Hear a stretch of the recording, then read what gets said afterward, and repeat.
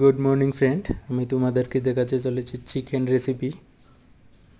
দেখো, আদা দিয়ে দিচ্ছি দু টুকরো, ছোটো দু টুকরো আদা দিয়ে দেবে, রসুন দিয়ে দিবে, পেঁয়াজ দিয়ে দিবে, আলু দিয়ে দিবে, টমেটো দিয়ে দিবে পরিমাণ মতো।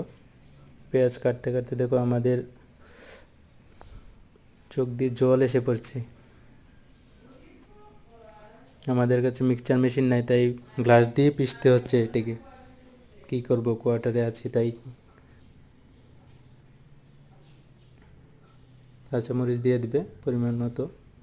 1 কেজি মাংসর মশলা এখানে আছে: লবণ, হলদি, জিরে, ধনিয়া, লাল মরিচ, তেজপাতা, লং, সব কিছুই আছে এখানে। দারচিনি। তেল দিয়ে দিলাম 150 গ্রামের মতো। জিরা, আলু এটাকে ভেজে নিতে হবে ভালো করে। আলুগুলো লাল হতে হবে ভাজতে ভাজতে। এরপরে ভাজা হলে দিয়ে দিলাম পেঁয়াজ। তারপর মশলা দিয়ে দিতে হবে।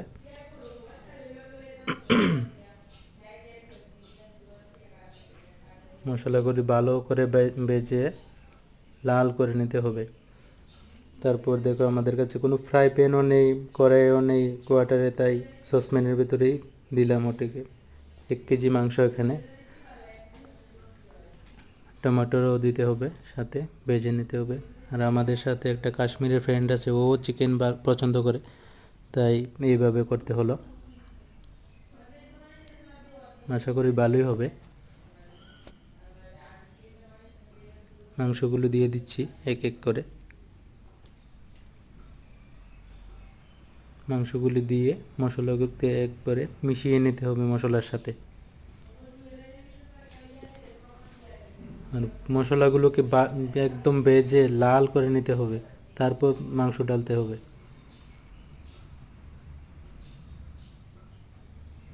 দেখো হচ্ছে আস্তে আস্তে করে।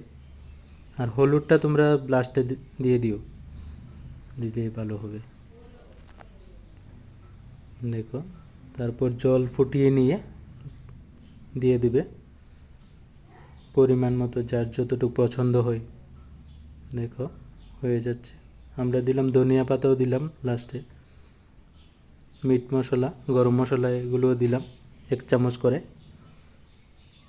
দেখো হয়ে গেছে আমাদের চিকেন। আর ওরা খেয়ে এখন রিভিউ দেবে কেমন হয়েছে। নিচ্ছে ওরা ডিশে। ওটা গ্রেভিটা দেখো কেমন সেই হয়েছে।